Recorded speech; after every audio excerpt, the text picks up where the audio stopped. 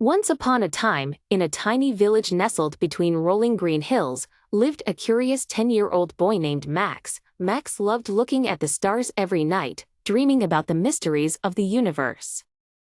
He often wondered if there were other kids like him living on distant planets. One night, as Max lay in his backyard staring at the sky, he saw a bright flash of light zoom across the heavens.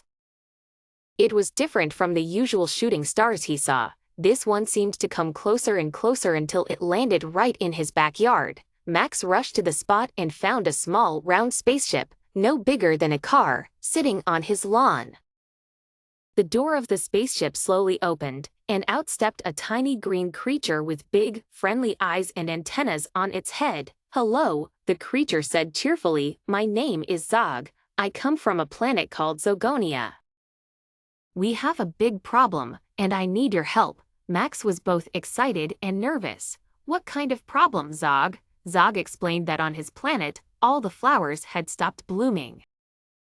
The Zoogonians needed flowers to make their planet beautiful and to produce a special kind of nectar that gave them energy. Without the flowers, they were becoming very tired and sad.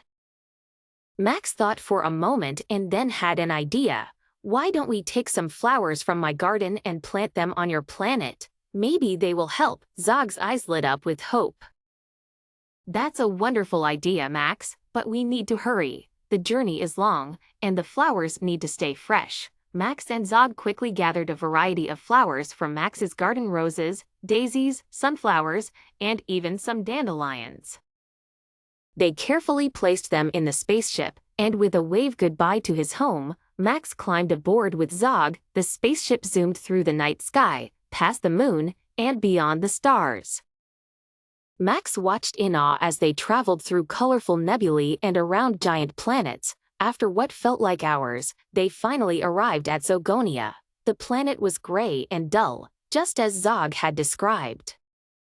Max and Zog wasted no time planting the flowers. They worked side by side, digging holes and gently placing the flowers in the ground. As soon as the flowers were planted, something magical happened.